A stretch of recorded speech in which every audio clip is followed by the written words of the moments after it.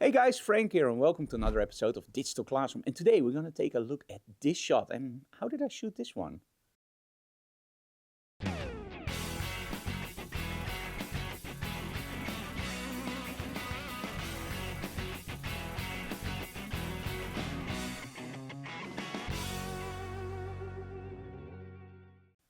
During the workshops, it's always nice to work, of course, with lighting, with models, but also with sets. But one of the things that I really find interesting is to explain what angles do. Now you might wonder like, hey Frank, what do you mean with angles? Well, when we start with photography, we all know that we probably start from an eyes perspective. In other words, we just place the camera straight in front of our eyes and we take the picture. And in all honesty, that looks great if you just capture something for prosperity. But what if you want to do something different? What if you want to tell a story with your images? If you want to draw the viewer more in? That's when the angle becomes very, very interesting. For example, a lower angle I often call the hero pose because the model just looks larger than life. But when you shoot from the top down, yeah, that just looks a little bit funky. But what happens if you don't just take into account the angle, but also the length of your lens? You have to realize that every time you use a different lens on your camera, the rendering will be different. For example, a longer lens, like a 200mm, will compress everything. That means that everything will be put together a little bit more in the picture. It also gives you the big advantage, of course, with a longer lens that it will throw the backdrop out of focus. We all love that. Yeah, actually, we don't love that anymore, right? That funky backdrop that you can't recognize.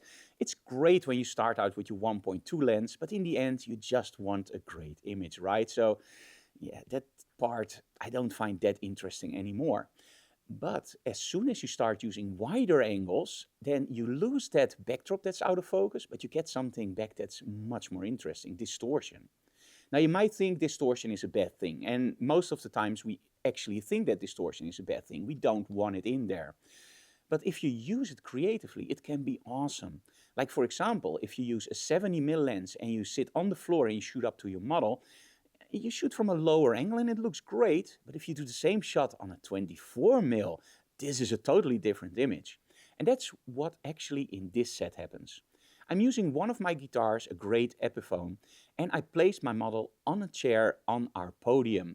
Now, as you can see in the final images after the video, we are using a wider angle from a lower angle. And that means that I use my distortion, but I also use the legs of my model and the guitar as a strong leading line. Now, by the distortion of the wide angle, the feet will look a little bit bigger than normal, and that already gives you a nice funky image. The thing with wide angles that you really have to take into account, don't put anything that's really important on the edges of your frame, because that doesn't look right. It will look really funky. But when you use a wide angle from a low angle on your model and you use the feet as your main leading line, that can give you great images. Now, of course, you also want to know the lighting setup, right? So, as our main light source, I'm using a Giotto GT400 with the Giotto Quickie softbox. Now, this is a really nice softbox. It's a smaller softbox, but it really angles the light. It gives you that, how do you say, a little bit of a spot effect with a softbox, and you don't have to place it really close to your model. I really love it for this kind of shots.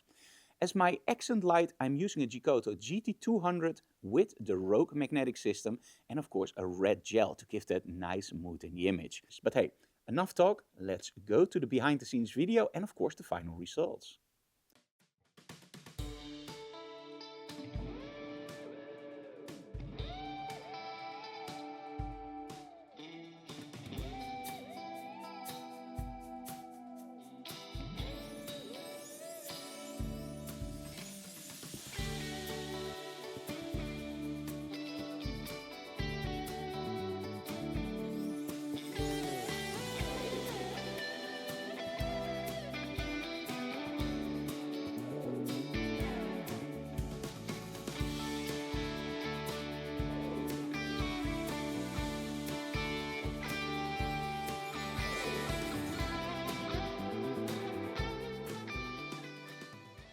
As you can see, using your own props in a workshop is always fun, but when you add angles and a wide angle, well, it becomes a lot more fun. So, for your next photo shoot, drag that wide angle out of your closet, put it on your camera, and maybe you will never switch back to that 7200, which was the perfect lens for portraiture in the past, right? I think it's the 24 to 70 because now you have a wide angle and a compression. See you again next time. And guys, if you like what we do, subscribe to our channel, leave comments below, and of course smash that like button because we really like that. See you next time. Bye guys.